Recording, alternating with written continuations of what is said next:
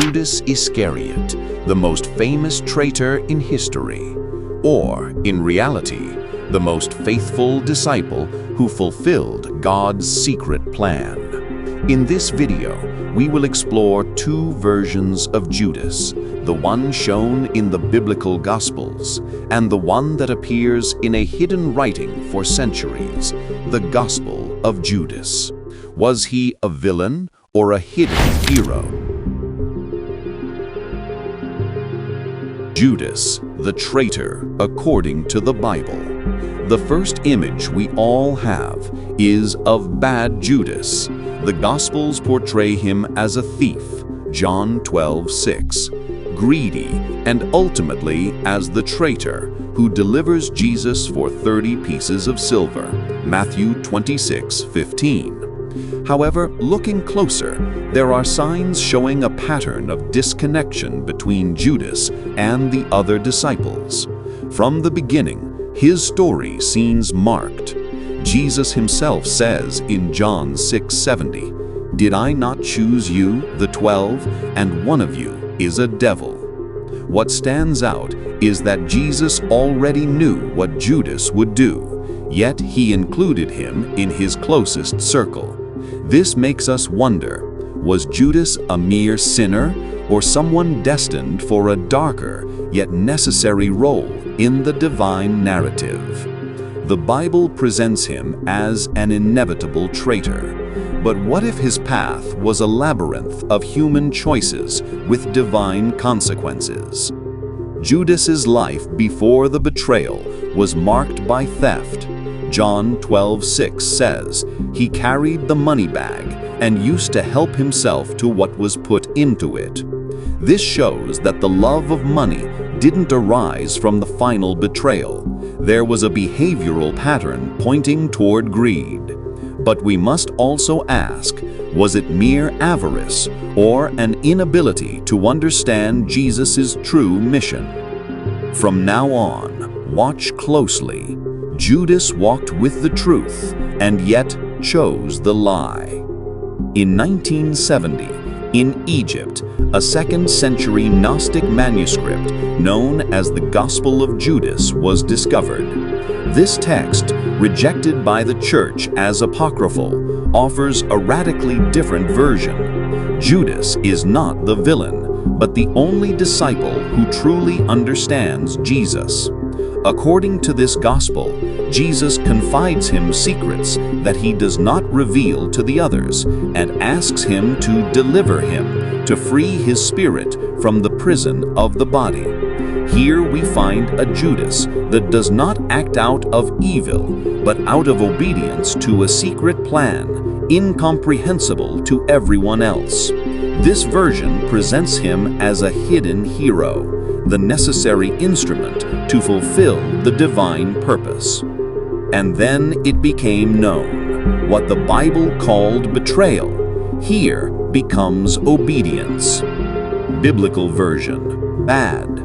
Judas delivers Jesus for 30 pieces of silver, the price of a slave according to Exodus 21:32. This portrays him as someone who sold the master for a few coins, confirming his supposed greed. The irony is evident. The man chosen by God reduced the Son of God to the price of a slave, showing that avarice can surpass devotion. Apocryphal version, good. The Gospel of Judas suggests it was not about money. Judas knew he had to sacrifice the man who wore Jesus to free the spiritual Christ.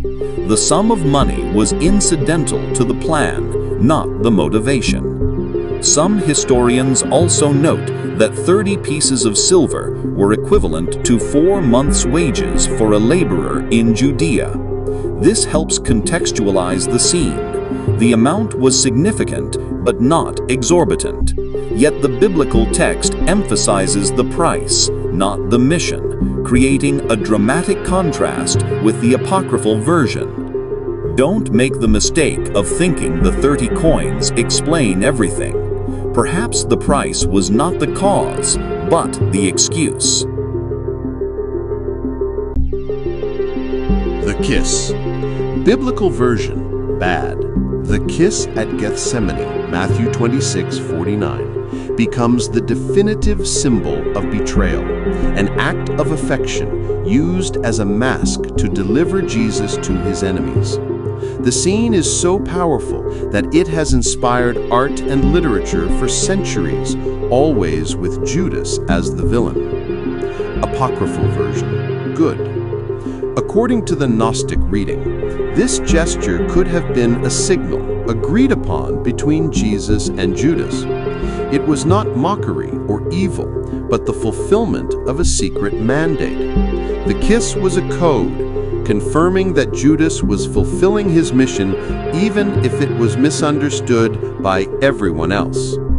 This fascinated me. The kiss we all call betrayal could have been the greatest act of fidelity. If you want to discover more secrets that no one dares to tell, subscribe and activate the notification bell right now. Repentance and death. Biblical version, bad. Matthew 27:3-5 shows Judas full of remorse. He returns the coins but finds no forgiveness. He ends up hanging himself. Acts 1:18 adds that his body bursts open when he falls, showing a tragic, lonely ending. The narrative closes with moral and social condemnation. Judas is the archetype of a man who loses everything for his actions. Apocryphal version, good. In the Gospel of Judas, there is no record of suicide. The text presents him as someone who understood Jesus' mission and plays a crucial role. His death would be a consequence of obedience, not remorse. The difference is significant. In the Bible, he is condemned. In the Gnostic text, he is a misunderstood hero. This leads us to reflect on human responsibility versus divine predestination.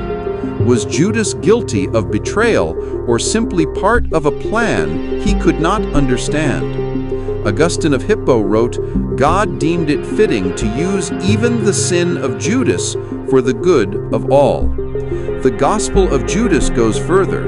It was not even sin, it was obedience. The duality remains intact. Traitor or hero, condemned or divine instrument. Don't make the mistake of thinking everything has been said. Judas remains the greatest mystery of Christianity.